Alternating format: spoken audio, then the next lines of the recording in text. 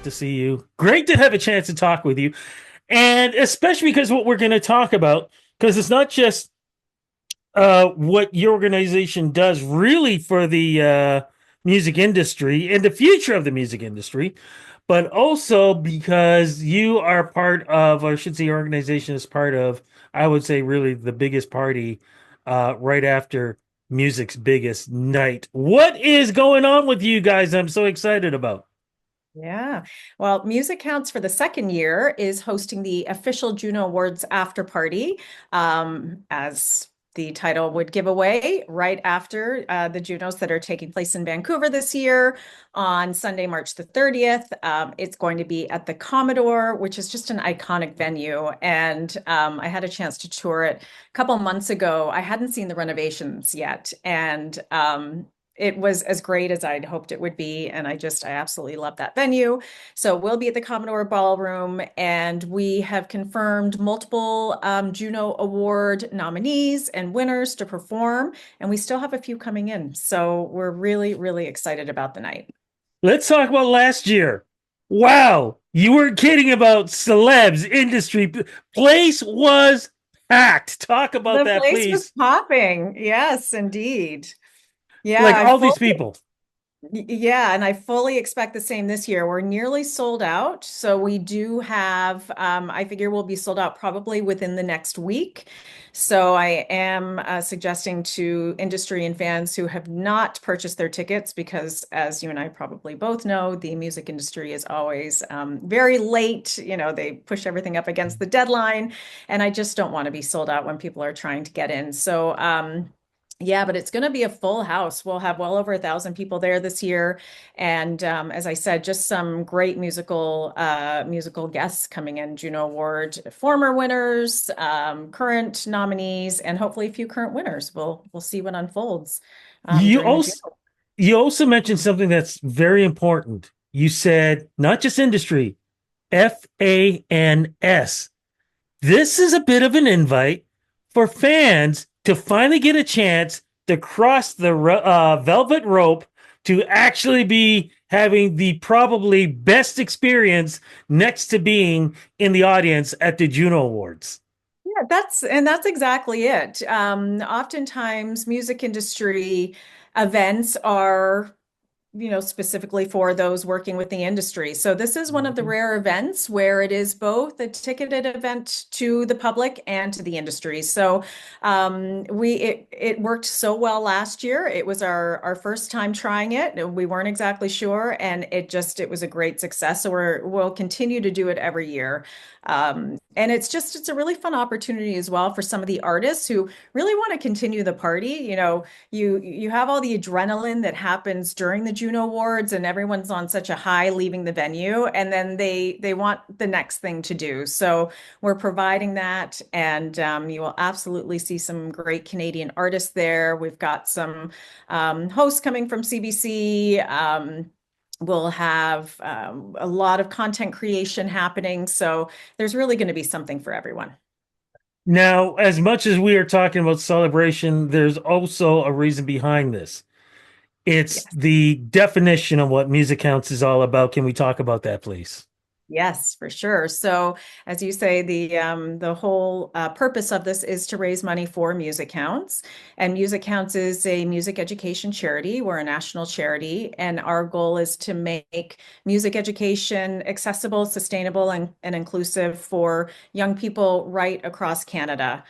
And we do this in a number of ways, but primarily we provide musical instruments, equipment, and gear to schools and community programs across Canada.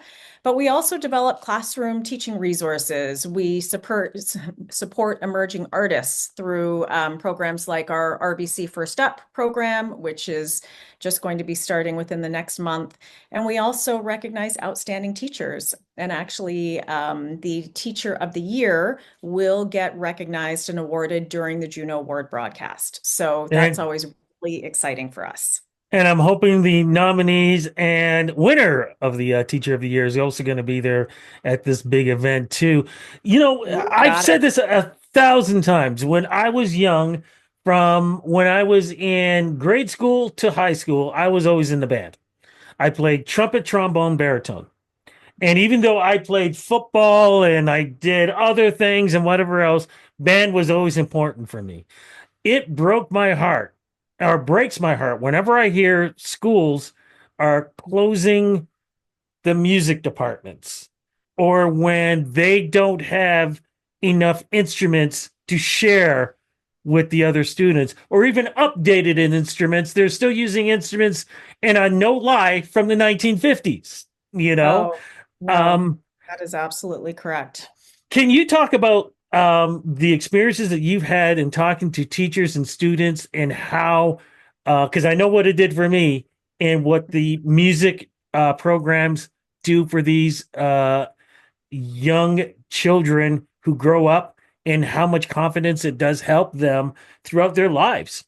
Yeah, that's right. We know the benefits of music education are so extensive, and that has been well researched, well documented. But it is something that we need to keep reminding people about because music education is eroding in our schools.